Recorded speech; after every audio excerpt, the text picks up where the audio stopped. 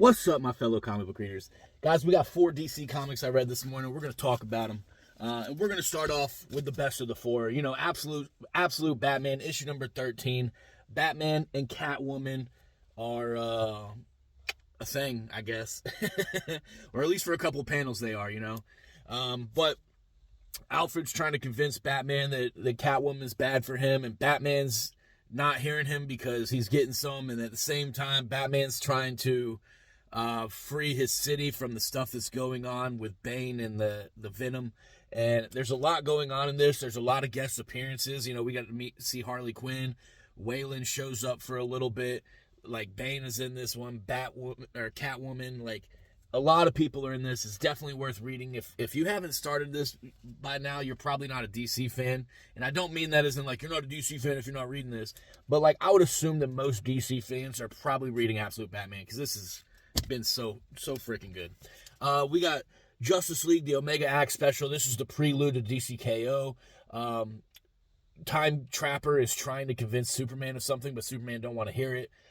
Booster Gold hears Time Trapper, then Booster Gold and Time Trapper and Flash go into the future and then find out what's going to happen and then try to convince Superman again, you know, what to do. But, you know, Superman's just being stubborn because Superman doesn't like Time Trapper. But I thought this was a really great issue, and it's a one-shot, so I definitely recommend it, especially if you're going to get into the whole DCKO thing. This is, again, the prelude for it.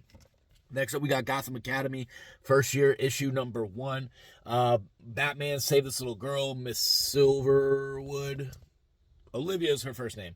But she doesn't view it as him saving her. She actually blames him for everything that comes afterwards, and she's, like, in a dark place. But she meets a boy at Gotham Academy, and, you know, everything's bright and shiny. And, you know, I thought this was a pretty solid issue. I'm looking forward to see what they do with this story, so I will definitely be grabbing number 2 and reading that. And then last, and probably least out of the 4 that I read, Aquaman issue number 10.